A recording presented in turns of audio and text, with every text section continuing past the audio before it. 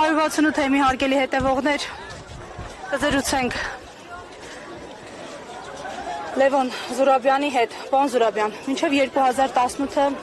երկու հայկական պետություններ ունեինք եւ հենց 2018-ի հայտնի իրադարձությունների օրերին անգամ այդ փաստը փոխում էին նաեւ նորամուտը տոնող իշխանությունները իդեմս Փաշինյանի, այսօր իշխանության տարբեր ներկայացուցիչներ շատ սակավախոս էին հենց այստեղ հաղթանակի զբոսայգում, նրանց մի մասը իդեմս օրինակ Արմեն Գրիգորյանի ասում էր, որ իր համար տոնը եռատոն չէ, այլ զոհվածների հիշատակի օր, մի մասը խուսափում էր հարցից արդյոք եռատոն է, թե ոչ, ինչու դարձան այսքան սակավախոս, ինչն է պատճառը։ Որովհետև իրենք դարձրեցին այդ օրը զոհված հերոսների տոն, այսինքն բանը ավելի շատ նշում են որպես մի դժբախտություն, որը պատահել է մեր ազգի հետ, բայց ամենակարևոր բանը չեն ասում, որ այդ դժբախտության հեղինակը իրենք են։ Բայց ես գիտեք վստահ եմ, որ հաղթանակները այդպես հեշտ չեն ոչնչացվում,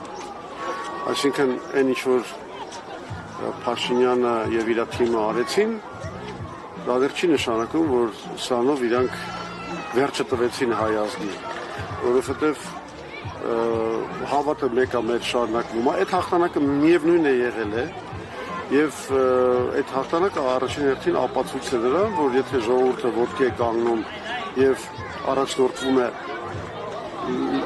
եւ արդար եւ լավ հաշվարկված գաղափարախոսությամբ նա հասնում է հաղթանակի։ Այդ առումով այդ հաղթանակը մեզանից ոչ ոք չի կարողանալու խլել։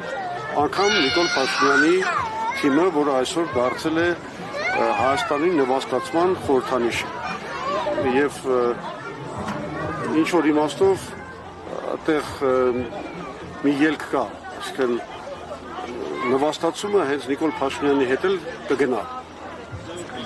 Պարոն Զուրաբյան, ես մեջ բերեմ ձեր քաղաքական առաջնորդի Հայաստանի Հանրապետության առաջին նախագահի Արցախի ժողովրդին ուղղված նամակից մի հատված 80-ականներին դեռևս տպագրված խորհրդային Ղարաբաղ թերթի միջոցով, այստեղ նախագահ Տեր-Պետրոսյանը նշում է. Դուք եղաք հայոց ազգային նոր զարթոնքի կարապետը եւ այժմ մեր ողջ ժողովուրդը երախտագիտությամբ պետք է հատուցի ձեզ կրած զրկանքները եւ սատար կանգնի ձեր գերմարտքային սխրանքին, իսկ Հայաստանի իշխանությունները պարտավոր են լինել ձեր անվտանգության եւ բարօրության երաշխավորը։ Ինչու Հայաստանի իշխանությունները դադարեցին լինել երաշխավորը եւ անվտանգության եւ բարօրության Արցախի ժողովրդի եւ ավելին ատելություն գեներացնել նույնիսկ տարբեր իշխանական ամբիոններից։ Հազար անգամ ասել եմ, ելի կկրկնեմ։ Գլխավոր խնդիրը դա առավելապաշտությունն էր։ Այսինքն երբ որ մեր քաղաքական ղեկավարները որոշեցին, որ այն հաղթանակը, որին մենք հասել էինք, քիչ է,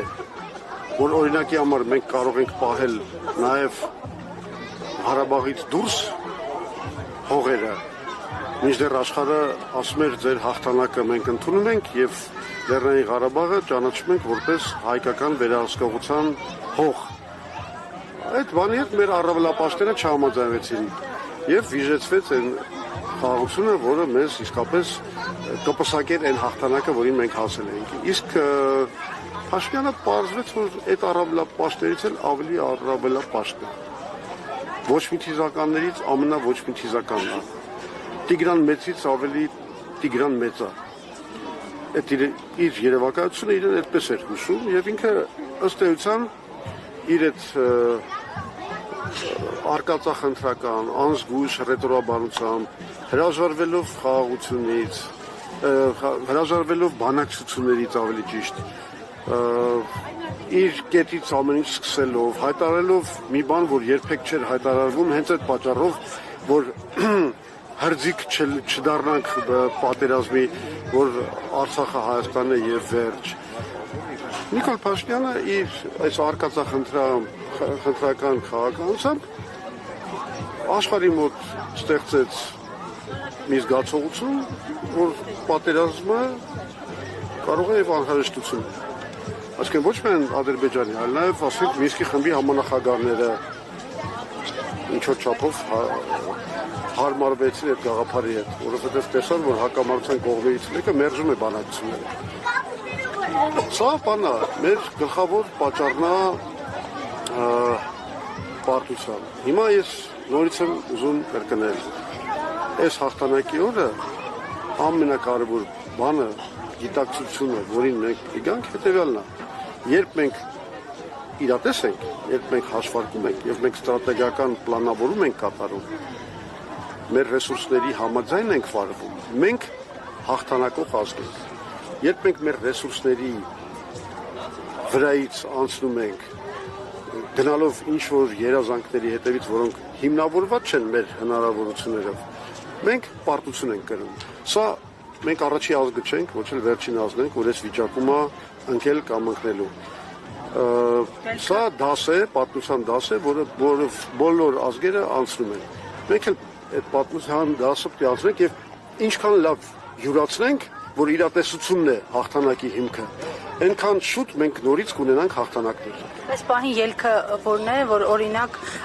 վերադարձվեն Հայաստան հայերին, ոչ միայն Հայաստան հաղթանակները, այդ թվում հնարավոր լինի վերաբացել հայկական Արցախի էջը, որն է ասած ելքը այս պահին։ Կներեք, մենք պետք է հասկանանք, որ այսօր հենց այս առավելապաշտների գործունեության պատճառով մենք հայտնվել ենք շատ խոցելի վիճակում, երբ որ վտանգված է եւ Սյունիքը, եւ մեր ամբողջ պետականությունը։ Այսինքն այսօր մեզ մի քանի խնդիր է պետք լուծել։ Նիկոլ Փաշինյանին հեռացնել, բերել իրատեսական իշխանություն կառավարման Հայաստանում եւ առաջի խնդիրը, որ մենք պետք է լուծենք, պահպանենք Հայաստանը ներկա միջազգանորեն ճանաչված սահմանում, դա էլ երաշխավորված չի։ Ու ինչքան մենք շարունակում ենք այս քաղաքականությունը, ինչքան Փաշինյանը իր անիմաստ ու անվերջ անդադար զիջումներով հրավիրում է Ադրբեջանի ագրեսիան, այնքան ամեն ինչ վտանգված է։ Սյունիքը առաջին հերթին եւ մեր պետականությունը ընդհանրապես։ Հետևաբար մենք պետք է այս խնդիրը կարողանանք լուծենք, ես ասեմ, եթե մեր սերունդը քաղաքական գործիչների կարողանա այս խնդիրը լուծի, մենք դրանով կստեղծենք հիմքեր նրա համար, որ ինչու՞ չէ, մի օր էլ խոսենք արցախահայերի վերադարձի մասին իրենց պատմական հայրենիք։ Պարոն Զուրաբյան, վերջին հարց, խնդիրը լուծելու համար իմպիչմենթի օրակարգը ինչպես է գնահատում, որովհետև այսօր հաճախ շատերը սիրում են խոսել քաղաքականության մասին, կողքից նայել քաղաքականության, բայց քաղաքական գործընթացներին շատ մեծ դժվարությամբ են մասնակցում եւ կասկածի տակ են դնում։ Գիտեք ինչ, չնայած մենք ունենք, ասենք, քաղաքական հակասություններ այդ մարդկանց հետ, ովքեր այդ իմպիչմենտը նախատեսել են, բայց մենք իրենց հետ հանդիպեցինք, մենք իրենք ներկայացրեցին այդ ծրագիրը։ Ես չեմ ցանկանում որևէ կերպ խանգարել, հիմա այստեղ հեչ կարևոր չի, մենք կոնկրետ Հայ ազգային կոնգրեսը հավատում է այդ գործընթացի իրատեսությանը, թե ոչ, որովհետև եթե մարդիկ ինչ-որ բան են ձեռնարկել, ինքը հռչակված նպատակը վատ նպատակ չի, այսինքն հիմա ամենակարևոր նպատակն է, Նիկոլ Փաշինյանը, մենք տեսնում ենք, նա չի կարող կառավարել այս երկիրը, այս վերջի իր բաները, տեսարանները պարլամենտում, երբ որ ինչ ասել, բանի ղժղժացող առնետի նման, հենց ռուսական ասած արտահայտությամբ ասած բազարնի բաբայի նման, ինքը իրեն պահում է պարլամենտում, հարձակվելով պատգամավորների վրա, որոնց հետ մենք էլ կարող ունենանք քաղաքական տարբերություններ, բայց այդ կոնկրետ այդ պատգամավորը, խոսքը Աննա Գրիգորյանի մասին շատ բարձ հարց էր տվել։ Ասել էր ինչ եք անում, այս բանի կոռուպցիայի մասին խոսակցությունների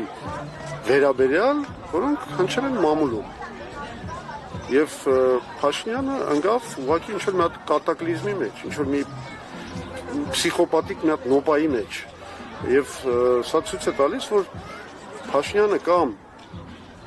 կորցնում է իր առանց այդ էլ չեղած հավասարակշռության վերջին կարողությունները, նշանակում է վիճակը շատ վատ է, որ ինքը արդեն տիրապետումը գործում է, կամ էլ մենք գործ ունենք, որը շատ լուրջ արդեն կարելի է խոսալ դրա մասին, ինչ որ մի հիվանդության հետ, ինչ որ մի հոգևոր խանգարման հետ, որի բանը,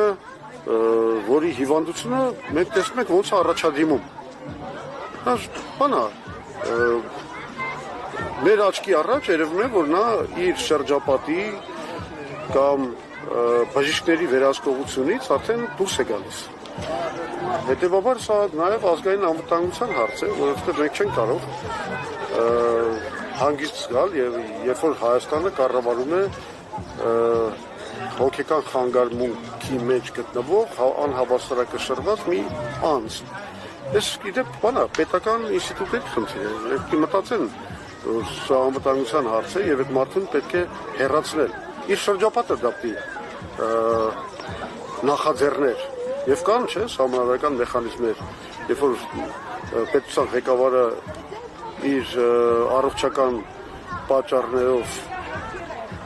չի կարողանում ղեկավարել երկիրը կամ նրա ղեկավարումը արդեն ազգային անվտանգության խնդիր է դառնում, այդ մարդուն պետք է հեռացնի ոչ թե ընդդիմությունը, դա առաջին հերթին պետական ինստիտուտների, իր շրջապատի, իր քաղաքական թիմի պարտականությունն է։ Շատ ծանր վիճակ է, շատ ցավոք սրտի սոր գժությունը հաղթանակում է Հայաստանում, բայց դրա վերջը պետք է տալ։ Հասկանալի ձեր մոտեցումը, շնորհակալ եմ։ Եղավ։